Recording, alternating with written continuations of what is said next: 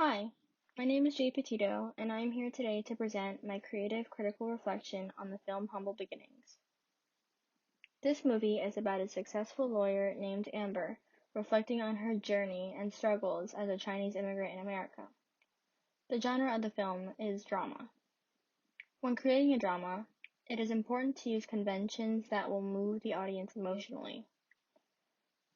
During this section of the opening where Amber is getting ready to go out to her celebration dinner, she's narrating her feelings as she reflects and begins to tell her story.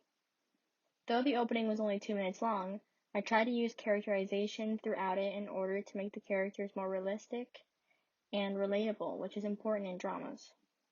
From the beginning dialogue, you can see how humble Amber is when telling her mother the great news. She appears to be happy and a thoughtful person who reflects and learns from her mistakes. The narration also ties into the importance of showing character development. There are a lot of emotions conveyed through the visual acting as well as the voiceover by executing things such as sighs and pauses. Finally, I used a flashback at the very end of the opening, which are notorious in dramas. When trying to figure out what I wanted to use, I turned to one of my favorite movies, The Joy Luck Club. The story is about 4 immigrant mothers' lives and their Chinese American daughters. The opening is a narration of a Chinese folktale by the main character, and there are so many other times narration is used. My product represents immigrants and Asians. Immigrants coming to the United States trying to get a better life for themselves or their children face many obstacles, to say the least. After Amber's father passed away, she had to live with family that lived in America, and you can see the sadness reflected on her face during the flashback as she enters her new home, her new life. There are thousands of people that are facing hardships of moving to a new country and facing obstacles such as language barriers, economic struggles, and prejudice, and it's important to represent them. Many come with practically nothing, like my character did, as shown by her entering the home with merely a duffel bag. In films, it is important to have representation of all races for audiences. It helps individuals to feel included, recognized, and important. Not only is representation important, but it is vital to do so accurately and respectfully. Unfortunately, though it is getting better and can be seen in films such as Crazy Rich Asians, Parasite, and To All the Boys I've Loved Before, for many years there have been issues with representation of Asians in the filming industry. There didn't used to be many Asians seen in films, especially not in the lead role, and usually if they were to appear, they were written as a stereotype. It can be seen in countless movies, shows, and even cartoons given to children. As seen in Aristocrats, Family Guys, 16 Candles, and many more. Asians are represented as nerd, tiger moms, sex workers, karate experts, and usually they have a heavy accent. There has also been an issue in Hollywood with having Caucasian actors play Asians, as well as them writing their stories. Last year, the world's way of living was turned upside down by COVID-19. Schools were shut down, people lost their jobs, and people were terribly scared for their health. This pandemic also struck fear into the Asian communities due to there being a spike in hate crimes against them. Now more than ever, due to this escalating issue, it is important to have in-depth and touching representation. Representation is also important for engaging audiences because it makes the character even more relatable to those who identify with the character's life. Being half Chinese myself, I feel a close connection to movies with stars that look like me or indulge in the same culture. I know many other people of all different races who are also more drawn to movies that represent them. I decided that I wanted to begin the opening by showing her life now, how she's happy in a nice home and successful, and then have it flash back. I thought it acted as a hook to draw in people. We see how she ended up, but she tells us that her life wasn't always this glamorous, and that is later indicated by the flashback.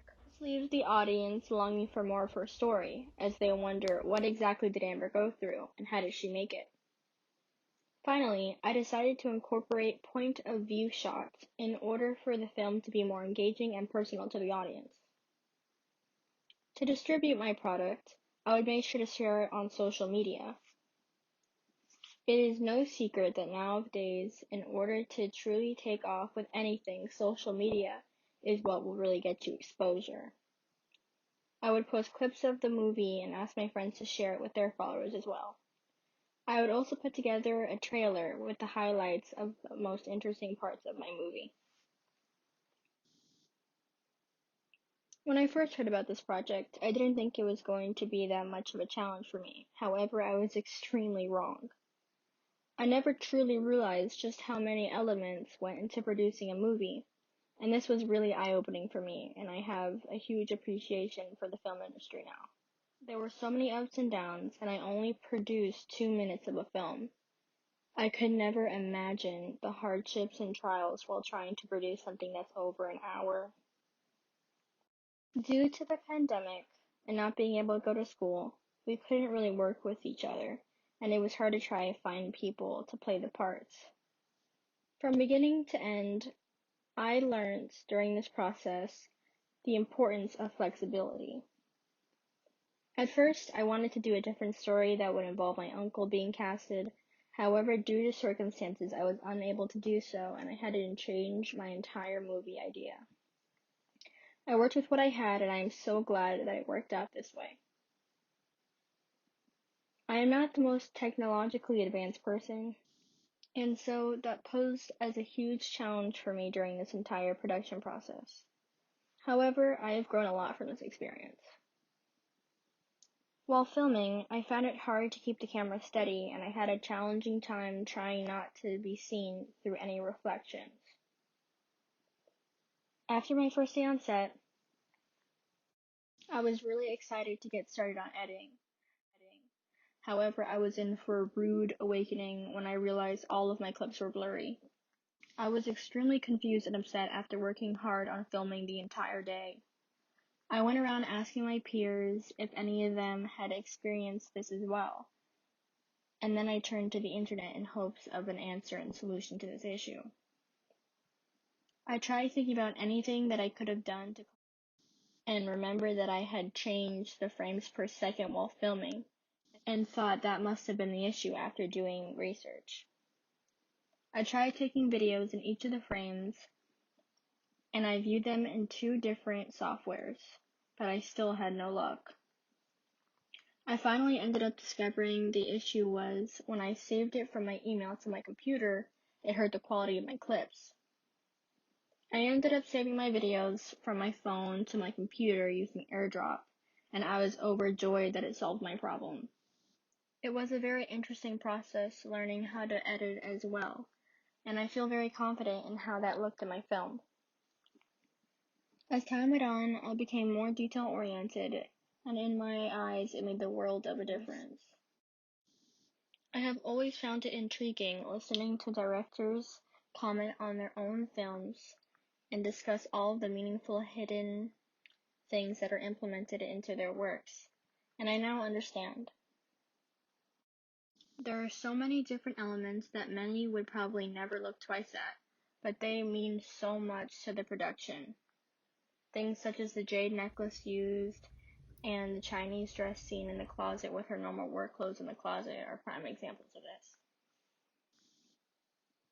During this entire process, technology was integrated from start to finish.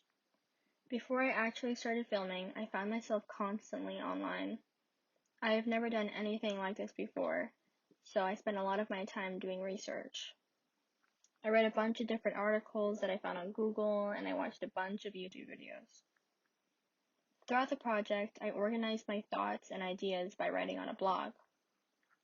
During production, the hardware I used were my phone, a Bluetooth tripod, and a light. Finally, for editing, I started using DaVinci Resolve, but I had bitten off more than I could chew because it was more of an advanced software. I made the decision to switch over to iMovie, and it ended up working much better for me. Looking back at this process, I am extremely proud of my opening, and I am glad that I got to learn so much during this procedure.